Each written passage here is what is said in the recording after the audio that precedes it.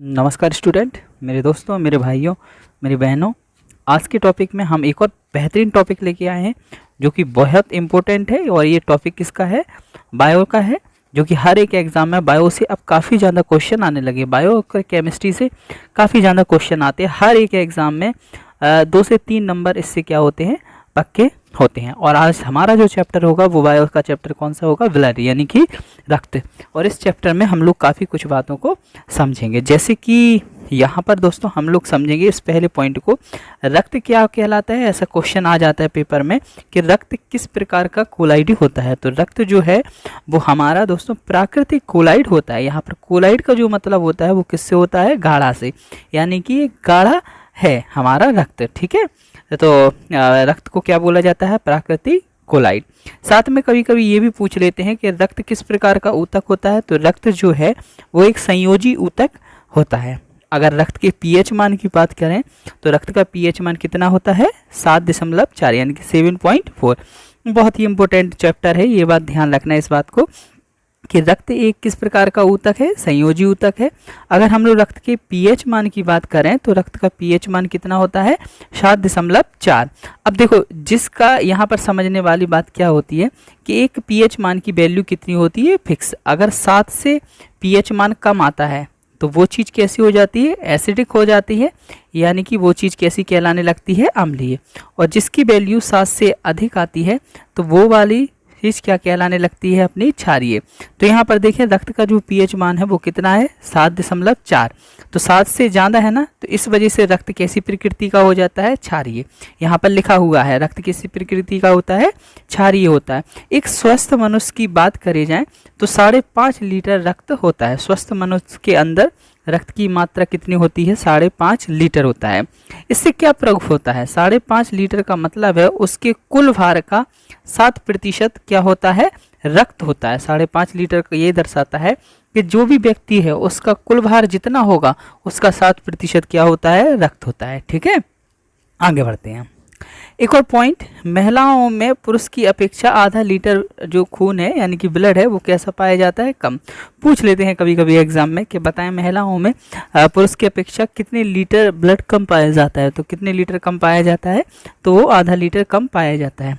आगे और भी देखते हैं, जो रक्त होता है वो विभिन्न पोषक पदार्थ तथा गैस का परिवहन करता है, यानी कि एक स्थान से दूसरे स्थान तक रक्त ले जाता है। जो भी पोषक पदार्थ होंगे, कोई भी अपन लोग जो खाते हैं वो सभी के सभी का रक्त क्या करता है? एक स्थान से दूसरे स्थान तक ले जाता है, जिसको अच्छे शब्दों में क्या बोल देते हैं हम लोग? परिवहन। आगे देखते हैं, रक्त के अगर निर्माण की बात की जाए तो जो रक्त का निर्माण है कुल भ्रूण, भ्रूण का मतलब किस में होता है? बच्चे से। भ्रूण अवस्था किससे कहलाती है? बच्चे से। तो भ्रूण अवस्था ये लिखी ना, बच्चा, तो मीसोडर्म में होता है। जो रक्त का निर्माण है वो कुल भ्रूण अवस्था, यानी कि बच्चा जब रहता है तो किस में होता है? मीसोडर्म में इसका निर्माण होता है। और जैसे मनुष्य, वयस्क मनुष्य होता है तो रक्त का निर्माण फिर कहाँ पे हो जाने लगता है? अस्थि मज्जा से। तो यहाँ पर इम्पोर्टेंट क्वेश्चन कि मीसोडर्म में भी रक्त का निर्माण होता है और कहाँ पर होता है? अस्थि मज्जा में भी रक्त का निर्माण होता है। लेकिन मीसोडर्म में रक्त का निर्माण जब होता है जब बच्चा जो होता है ना, भ्रूण अवस्था में होता है, व्यक्ति अपने बचपन में होता है, तो मीसोडर्म में इसका निर्माण होता है। जबकि जब मनुष्य मानव रूप ले लेता है, बढ़ जाता है, तो किस में निर्माण होने लगता है? अस्थि मज्जा में।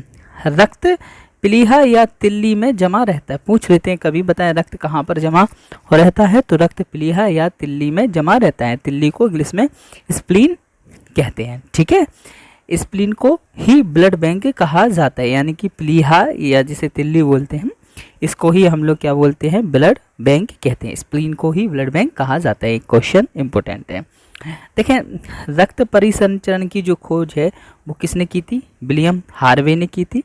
रक्त में कोलेस्ट्रॉल का सामान्य स्तर कितना होता है? 180 से 200 ग्राम होता है। ये कुछ इंपॉर्टेंट पॉइंट है।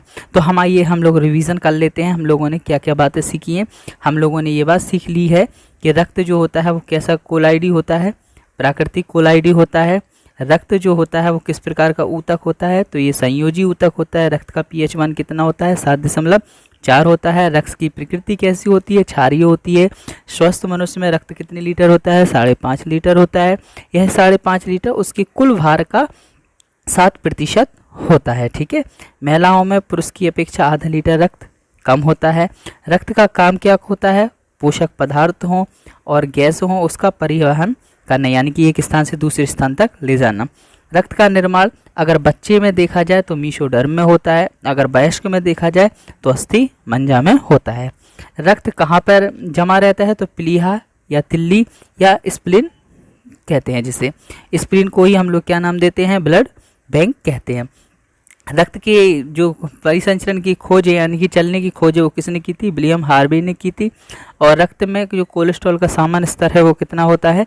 100 से 200 180 से 200 ग्राम होता है। हम लोग आगे बढ़ते हैं। ये कुछ पॉइंट है। ये ब्लड है। ब्लड का कहाँ? प्लाज्मा। प्लाज्मा में कितना? 55 से 60%। रुधिराणु यानी कि रक्त कण 40 से 45%। फिर यहाँ से अपने आ जाते हैं आरबीसी, डब्ल्यूसी और प्लेटलेट्स हो जाती हैं। और हम लोग इसको क्रम से पढ़ना स्टार्ट करेंगे। सबसे पहले हम लोग किस चीज़ को देखेंगे? रक्त प्लाज्मा को देखेंगे। ठीक है, ये वाले हिस्से को जहाँ पे लिखा ना 55 से 60% देखेंगे रक्त प्लाज्मा। देखो, रक्त का अगर महत्वपूर्ण भाग जो होता है वो क्या होता है? रक्त प्लाज्मा होता है। और रक्त प्लाज्मा जो होता है इसका 90% भाग में क्या पाया जाता है? जल होता है। और जबकि रक्त प्लाज्मा 10% भाग में क्या होता है? प्रोटीन तथा कार्बोहाइड्रेट होते हैं। प्लाज्मा में पाए जाने वाला प्रोटीन कौन सा होता है?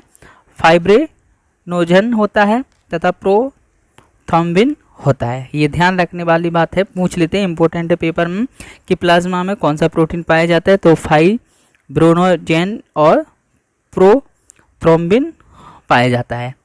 यह दोनों प्रोटीन क्या करते हैं? रक्त को थक्का जमने में मदद करते हैं। ठीक है, तो ये रक्त का थक्का बनाने में मदद करते हैं। ये आज कभी कभार पेपर में जमना भी आ जाता है। तो इतना बात तो क्लियर हो गया होगा कि रक्त प्लाज्मा क्या है? रक्त का एक महत्वपूर्ण भाग है। इसमें 90% क्या होता है? जल होता है। और 10% भाग में क्या होता है? प्रोटीन और कार्बोहाइड्रेट। अब हम लोग अगले उस पर आते हैं। अगली अपनी इम्पोर्टेंट हेडिंग क्या है? सेरम। सेरम क्या होता है? सेरम जो होता है वो रक्त प्लाज्मा में जो क्या पाया जाता है?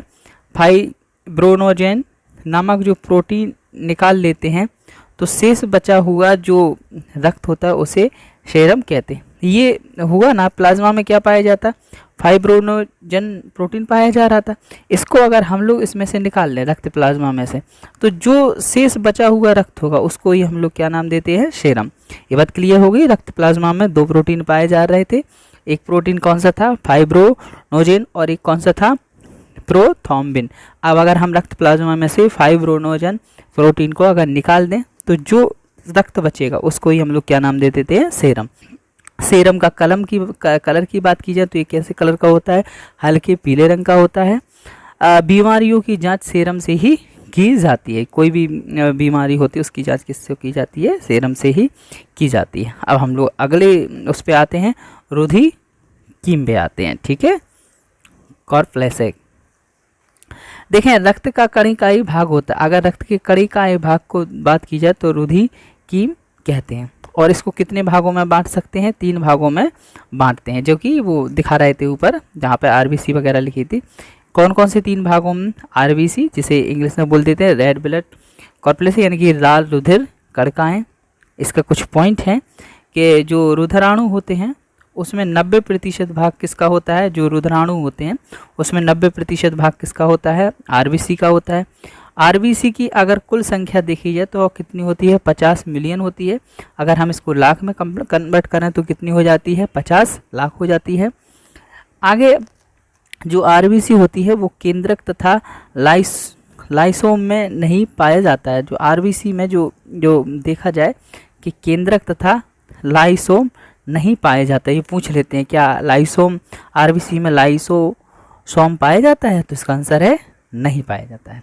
ठीक है, हम लोग आगे बढ़ते हैं। देखें, कुछ और बेहतरीन पॉइंटों को देखेंगे, बहुत इंपॉर्टेंट पॉइंट है। आरबीसी को एरिथ्रोसाइट भी कहते हैं। आरबीसी का अगर जीवन काल देखा जाए तो कितना होता है? केवल 120 दिन का होता है।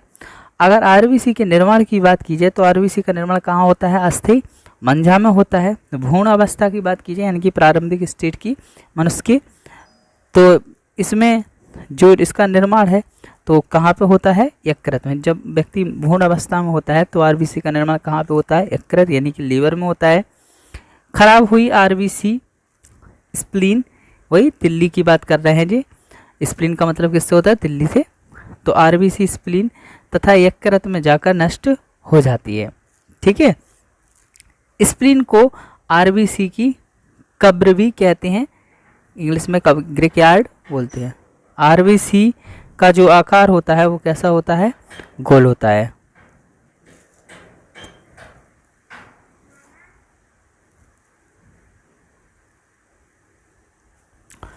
इसके बाद हम अगले पॉइंट पे आए तो अगर देखा जाए, ये बात तो समझ में हो गई ना कि स्प्लीन को आरबीसी की क्या कहते हैं? कब्र बोलते हैं।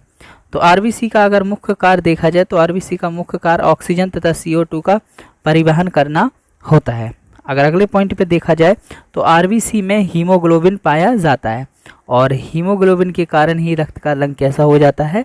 लाल। तो ये बात क्लियर होगी ना कि हीमोग्लोबिन कहाँ पाया जाता है? आरबीसी में पाया जाता है।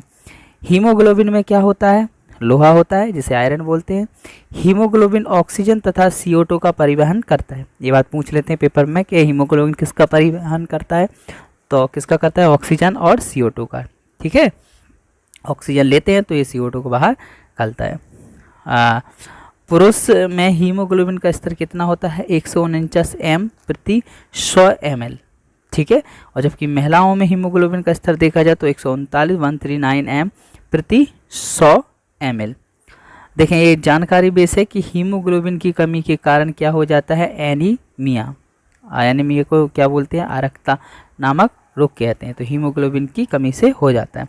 इसके बाद दोस्तों हम लोग WC को पढ़ेंगे और WC को हम लोग क्या नाम देते हैं? वाइट ब्लड कॉर्पलेस यानी कि श्वेत रक्त कणिकाएं। अगर हम WC की संख्या देखें तो इनकी संख्या कितनी होती है? 8000 से 10,000 के बीच होती है। और इनमें जो केंद्रक की बात की जाए तो ये इनमें केंद्रक होता है और इसमें हीमोग्लोबिन नहीं होता है। आरबीसी में हीमोग्लोबिन नहीं होता है, WBC में हीमोग्लोबिन नहीं होता है, आरबीसी में होता है। अगर हम इसके कलर की बात की जाए तो इसका जो कलर है वो कैसा होता है? सफ़ेद होता है। तो हीमोग्लोबिन नहीं है, इस वजह से इसका कलर कैसा हो जाता है? सफ़ेद हो जाता है।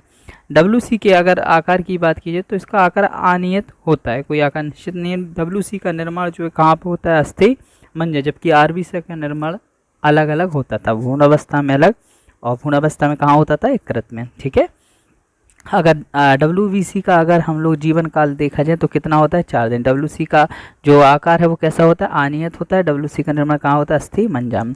देखिए, हम अपनी अगर बॉडी में आरबीसी और किसका? WBC का अगर हम लोग अनुपात देखे जाए, रेशियो देखें तो कितना होता है? 600:1, यानी कि आरबीसी कितनी? 600 और WC का रेशियो कितना होता है? 1। WBC को हम लोग ल्यूकोसाइड भी कहते हैं। ठीक है, WC हमें जो बीमारियों से बचाता है, WC का होना बहुत ज़रूरी है। हमें ये किससे बचाता है? बीमारियों से, अदर रोगों से हमारी रक्षा करता है। WC कई प्रकार के होते हैं, ये बात इम्पोर्टेंट है। WC कई प्रकार के होते हैं, यहाँ पर कुछ प्रकार लिखे हैं। स्नोफिल जानते हैं आप, कभी CBC कराई होगी तो उसमें आते हैं स्नोफिल्स और वैसोफिल्स, न्यूट्रोफिल्स, मोनोसाइट और लिम्फोसाइट। अगर हम देखा जाए तो इसमें जो मोनोसाइट होता है WBC में प्रकार, वो कैसा होता है? सबसे बड़ा होता है और जो बैक्टीरियों का भक्षण करता है वो ये सब कहते हैं। ठीक है, और लिम्फोसाइट की बात की जाए तो ये एंटीबॉडी का निर्माण करता है तथा जीवाणुओं का नष्ट करता है। बैक्टीरियों का भ्रमण कौन करता है? स्नोफिल, वैसोफिल और न्यूट्रोफिल, ये लोग करते हैं। ठीक है, मोनोसाइट भी जो होता है ना वो आकार में कैसा होता है? सबसे बड़ा, ये हम पहले ही बता चुके।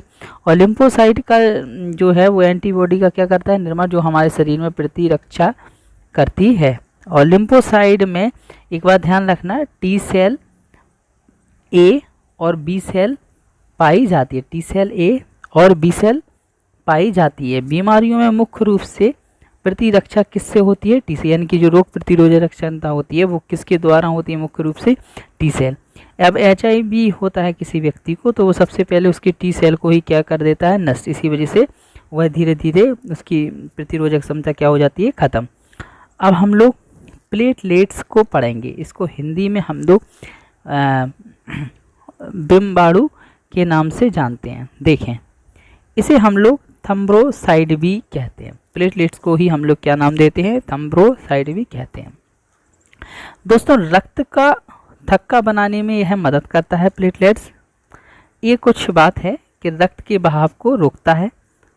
थक्का जमाने का मतलब हो रक्त के बहाव को रोकना, ठीक है। कहीं लग जाती तो ब्लड निकलता नहीं रहे, तो कहीं कुछ देखा होगा लग गई तो उसमें से जो ब्लड निकलता है कुछ समय बाद ब्लड वहीं पर रुक जाता है, तो इसी का एक काम करता है रोकने का।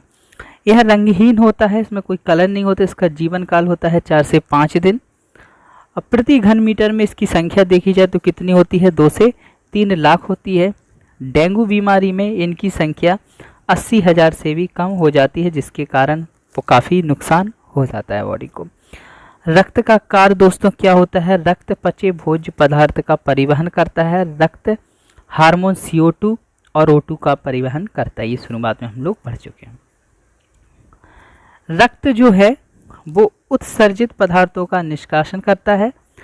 रक्त तापमान को नियंत्रित करता है। यही कारण है कि मलेरिया जो बुखार है उसमें स्प्लीन यानी कि तिल्ली प्रवाहित हो जाने के कारण शरीर का तापमान क्या हो जाता है? गिर जाता है। रक्त तापमान को क्या करता है? नियंत्रित करता है। मलेरिया में स्प्लीन प्रवाहित हो जाती है और शरीर का तापमान क्या हो जाता है? गिर जाता है। इसके बाद हम लोग किसको पढ़ेंगे? लसिका को, लिम्फोसाइट देखे ना, उसको पढ़ेंगे, लिम्फ को। ये इसका कलर अगर देखा जाए लसिका का तो कैसा होता है? पीले रंग का एक तरल होता है। इसमें हीमो HB नहीं पाया जाता है। शरीर में बहुत सारी लसिका ग्रंथि पाई जाती है, ये बात भी तय हो गई। और लसिका से निकलकर आगे प्रवाहित होता है, जिसमें लसिका निकलकर आगे क्या हो जाता है? प्रवाहित होता है। लसिका ग्रंथियों से ही लसिका क्या होता है? निकलता है और ये प्रवाहित हो जाता है। लसिका का प्रवाह केवल एक ही दिशा में होता है। इसको हम इस तरीके से समझ सकते हैं कि यह कोशिकाओं में हृदय की ओर जाता है। लसिका शरीर को संक्रमण से बचाती है और शरीर में अतिरिक्त जल को ये क्या कर लेती है? अवशोषित कर लेती है। लसिका में अगर हम ऑक्सीजन और CO2 की तुलना करें तो इसमें ऑक्सीजन की अपेक्षा CO2 कैसा होता है? अधिक होता है।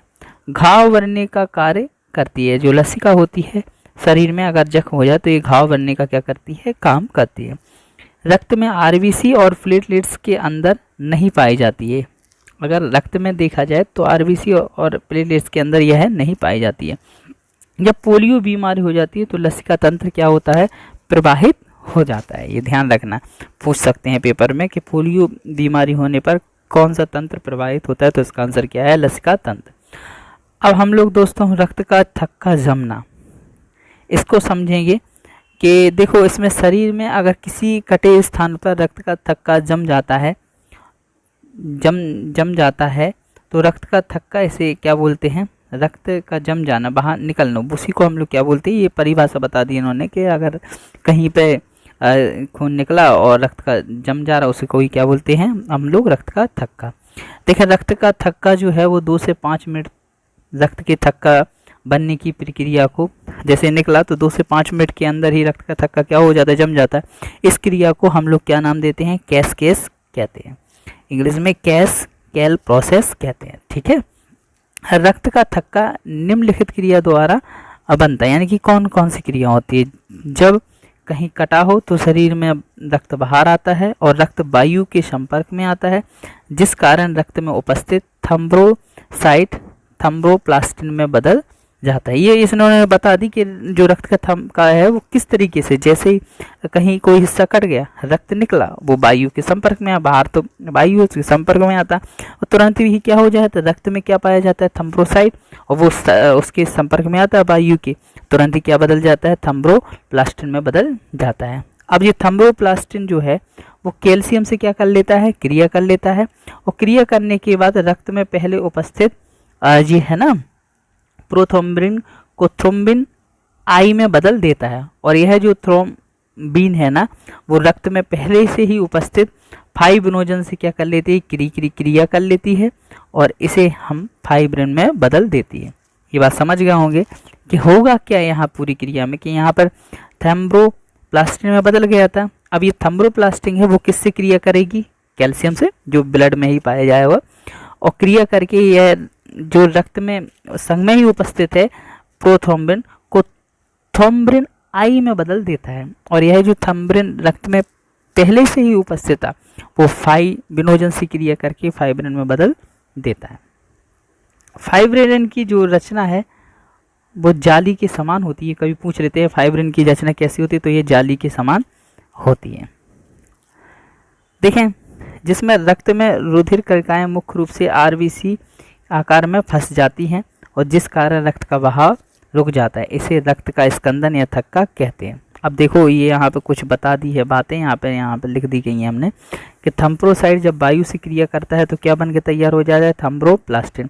और जब थम्ब्रोप्लास्टिन कैल्शियम और प्रोथ्रोम्बिन से क्रिया करता है तो क्या बनता है, थ्रोम्बिन बनता है। थ्रोम्बिन और फाइब्रिनोजन क्रिया करता है तो फाइब्रो करता है फाइब्रिन, और आरबीसी यानी कि रुधिर कणिकाएं क्रिया करती है तो क्या बन जाती है, रक्त का थक्का बन जाता है। ठीक है, अब दोस्तों रक्त के कुछ अंतिम पॉइंट में चलते हैं। रक्त के स्कंदन में अनिवार्य क्या होते हैं, तो विटामिन में कौन सा पाए जाते हैं स्कंदन की क्रिया में, के रुधिराणु में क्या पाए जाते हैं, थम्ब्रोसाइड। धातु या तत्व में क्या पाया जाता है, कैल्शियम।